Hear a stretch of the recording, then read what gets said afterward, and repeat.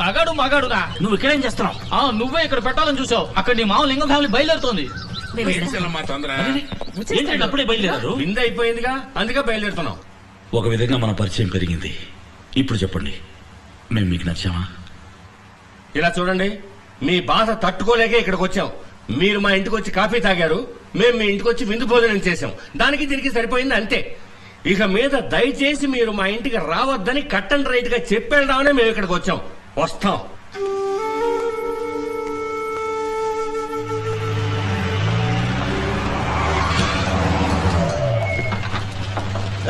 ఆపండి, ఎక్కడ పనులు అక్కడ ఆపండి. ఎవరైనా కాంట్రాక్టర్ పనులు ఆపండి. ఏంటి ప్రాబ్లం? వైలేషన్ సార్, వెంటనే పడగొట్టమని గవర్నమెంట్ నుంచి ఆర్డర్ వచ్చింది. ఏంటి ఆడుకుంటున్నారా? అన్ని క్లియరెన్స్ తీసుకుని కోటాను కోట్లు ఖర్చు పెట్టి 300 పని అయిపోయాక ఇప్పుడు వచ్చి వైలేషన్ గెలిచినట్టు. సార్, ఈ ఏరియాలో గవర్నమెంట్ రెసిడెన్షియల్ కాంప్లెక్స్ వస్తుంది. ఏంటి అక్కడే ఉన్నారు?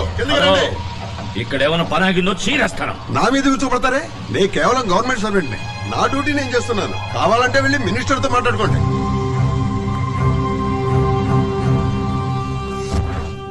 అధికారులు సంతకం పెట్టినంత మాత్రాన సరిపోతుందా? మరి మినిస్టర్ గా నేనెందుకున్నట్టు? మీరు ముందు రావాల్సింది నా దగ్గరికి కదా. సారీ సార్, ముందుగా మీ దగ్గర రాకపోవడం తప్పే. ఇప్పుడు మేము ఏం చేయాలో చెప్పండి. It's too late. ఇప్పుడు నేను చేయగలిగింది ఏమీ లేదు. కట్టడం కూడా పూర్తవుతుంది సార్. ఇప్పుడు ఆపమంటే నేనేం కాను సార్. నేను ఇంతవరకు ఎవరి కాళ్ళు పట్టుకోలేదు. హెల్ప్ చేయండి ప్లీజ్. మీ ప్రాజెక్ట్ వాల్యూ ఎంత? భగవంతుడా, అదే ప్రశ్న. 200 కోట్లు. అందులో ఒక 25% 50C మా సంక్షేమ నిధికి ఇవ్వండి, పని చేయిద్దాం. 50 కోట్ల? ఏంటి సార్ నోరెళ్ళ పెడతారు? క్యాపిటేషన్ ఆపరేషన్ అని లక్షలు తీసుకుంటారు. ఏదో విధంగా ఏడాది లోపు లాగేస్తారు కదా. నేనేం డబ్బు సంపాదించడానికి ఈ ప్రాజెక్ట్ మొదలెట్లేదు సార్. మొదట్లో అందరూ ఇలాగే అంటారు సార్. ఇప్పుడు ఉన్నట్టుండి 50 కోట్లకు మమ్మల్ని ఎక్కడికి వెళ్ళమంటారు? ఉన్న డబ్బంతా ఇందులోనే ఇన్వెస్ట్ చేశాం. మీ పరిస్థితి నాకు అర్థమైంది. ఆదిశేషి గారిని ఇచ్చే ప్రెషర్, అసలు ఈ వైలేషన్ ప్రాబ్లం లేవదీసింది ఆయన. వారిని మీరు నేను చెయ్యాలంటే 50C ఇస్తేనే కుదురుతుంది. ఓ మంచి పని చేయడానికి కూడా 50 కోట్లు లంచం ఇవ్వాలా సార్? అందుకే నేను ముందే చెప్పాను కుదరదు సార్. Please sir. శివాజీ ఒక నిమిషం. దొంగ రాస్కల్స్. శివాజీ, వీళ్లతో మాట్లాడి ప్రయోజనం లేదు. అడుగు ముందుకు వేశాం, ఇక తిరిగి వెనక్కి పోలేం. కరెక్ట్ గా గురి చూసి దెబ్బ కొట్టాడు ఆదిశేషు. అప్పో సొప్పో చేసైనా వాళ్ళు అడిగిన డబ్బు ఇవ్వడం తప్ప మనం చేయగలిగింది ఏం లేదు శివాజీ. వెళ్దాం పదా. ఈ ఇంటి మొదటి డాక్యుమెంట్స్ ఇవ్వండి. Constructed area 8750 square feet sir. మీరు అడిగిన లోన్ అమౌంట్ కి ఇల్లు ఒకటే తాకడి పెడితే సరిపోదు సార్. ఇవిగో సార్, శివాజీ సొంత స్థలం, తోట, బాండ్స్, ఇన్వెస్ట్మెంట్స్, షేర్స్. ఇందులో ఇంటూ పెట్టిన చోటలా సంతకం పెట్టండి. బాధపడకు శివాజీ, జరగబోయే మంచిని మాత్రమే తలుచుకో.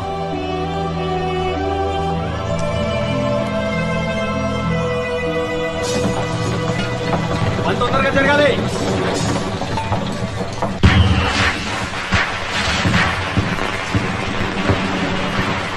Hi Umadevi, happy Deepavali. వచ్చేసారయ్యా, వచ్చేసారు. అమ్మమ్మ, ఆ బీరంపల్లి గ్రూప్ మళ్ళీ వచ్చేసింది. అయితే వెళ్ళా తలిపి. అలాగే. అమ్మా, వాళ్ళు లోపలే కూర్చున్నారమ్మా. హ్యాపీ దీపావళి.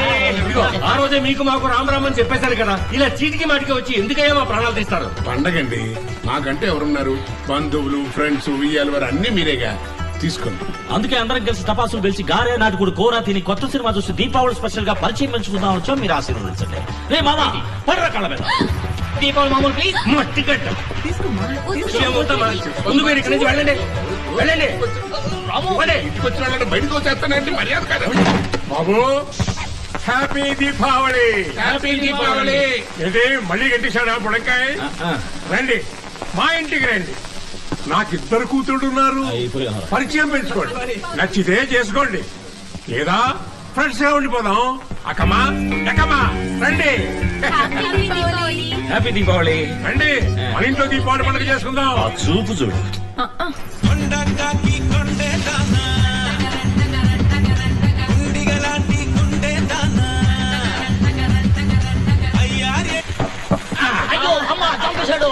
ఏమండి అందరూ కలిసి గంగిరెద్దుల్లా గంతులేస్తున్నారండి. వాళ్ళు అక్కర్లేదనుకునేగా ఇంట్లో నుంచి బయటికి గంటేశాం.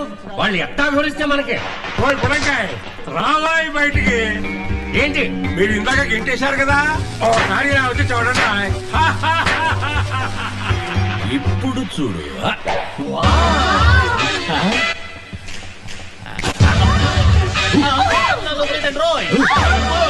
ఎంత బాగు.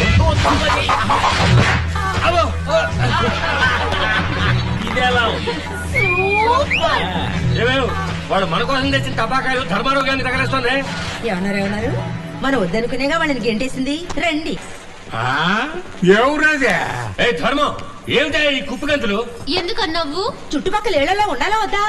ఇది నా ఇల్లయ్యా, నేను కుప్పిగంతులు వేస్తాను, స్ప్రే కొట్టుకుంటాను. నీకెందుకో పొడుచుకొచ్చింది. ఈ గొడవ మేము భరించడం. ముందు వాళ్ళని వెళ్ళమని చెప్పు. మా ఇంటికి వచ్చిన చుట్టాలని వెళ్ళమంటానికి నువ్వెవడవయ్యా? వాళ్ళేవి మీ ఇంటికి వచ్చిన చుట్టాలు కాదు, మా ఇంటికి వచ్చిన వాళ్ళు. ఆహా, అందుక గెంటేసింది. ఏంటేస్తే వాళ్ళ ఇంటికి వెళ్ళొచ్చుగా, మీ ఇంటికి ఎందుకు రావడం? వాడు పరిచయం పెంచుకోవడానికి వచ్చారయ్యా.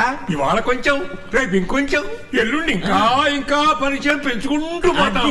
నువ్వు వెళ్ళి నీ పని చూసుకోవయ్యా. ఇలా చూడండి, వాళ్ళు మొట్టమొదటి పరిచయం పెంచుకోవడానికి వచ్చింది మా ఇంటికి. మేము పరిచయంలో 2 కోర్సులు పూర్తి చేసాం. సీనియారిటీ మాకే ఉంది, వాళ్ళు పరిచయం పెంచుకోవాల్సింది మాతో.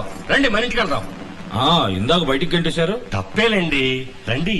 ధర్మం గారు చెప్తేనే మేము వస్తాం. ఇది పద్ధతి అంటే. ఏ ధర్మం, చెప్పవయ్యా. బాబు వెళ్ళండి, వెళ్ళి చక్కగా పరిచయాలు పెంచుకోండి. ఏదైనా గొడిగాడు అనుకోండి, మా ఇంటికి వచ్చేయండి. నాకిద్దరు కూతుళ్ళు ఉన్నారు. వస్తామయ్యా. మీ కుటుంబం లాంటి కుటుంబాన్ని మేము ఇంతవరకు చూడలేదండి. మీరు చూపించిన అతి ప్రేమని, డబ్బుని చూసి మేము కొంచెం భయపడ్డాం. మీ మంచితనంతో అందరినీ గెలిచారు. మీ అబ్బాయి జాతకం ఇవ్వండి. హ్యాపీ దీపావళి.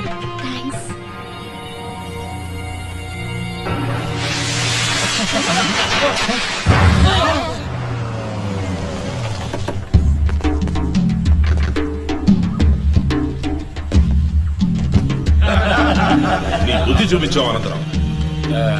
కూర్చోండి. అన్ని డాక్యుమెంట్స్ కరెక్ట్ గా ఉన్నప్పుడు ఒక లిమిట్ ని మించి ఆపడం కుదరదు. అది అప్పుడు మీరందరూ ఎందుకయ్యా నాకు? గవర్నమెంట్ ఉన్నది మీ ఒక్కరి కోసమే కాదు, ప్రజల కోసం 4 మంచి ప్రాజెక్టులు వస్తున్నప్పుడు 1, 2 అనుమతించాల్సి వస్తుంది. రే వేణు, ఏంట్రా ఇంత బాధ్యతగా మాట్లాడుతున్నాడు? వాడిచ్చిన 50s బాగా పనిచేస్తుందండి. మరి నేనిచ్చిన సీలన్నిటికీ నాకు ఏనా? మీరు ఇచ్చిన దానికంటే ఎక్కువే చేయించుకున్నారు. మిగతా వాళ్ళని 4 డబ్బులు చూడనివ్వండి. ఆర్డర్ మార్చవన్నమాట. మార్చడం కుదరదు, అన్ని కరెక్ట్ గా ఉన్నాయి. జీవో కూడా పాస్ చేశాం. నిన్నే మార్చేస్తే, నీ గవర్నమెంట్ కూలిస్తే, నిన్ను ప్రతిపక్షంలోకి నెట్టేస్తే, ఇక నీ గవర్నమెంట్ ఉండదా అనంతరావు?